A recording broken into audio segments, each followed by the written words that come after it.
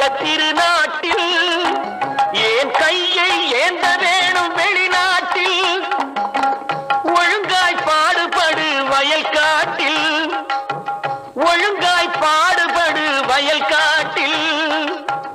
உயரும் மதிப்பு அயல் நாட்டில் விவசாயி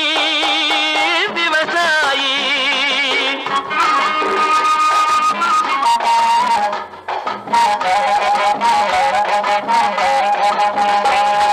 கருப்பெல்கும் சிவப்பெல்கும் வேற்றுமையாய் கருடா